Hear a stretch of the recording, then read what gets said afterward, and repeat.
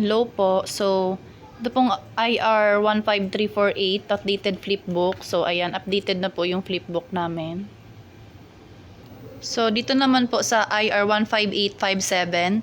So, naayos na po yung Sintra board sa display po sa jacket. Chinek rin po sa mock-up. Dito naman sa IR 15858, ito bago na po yung damper namin at nakabit na po siya. 2 weeks na po.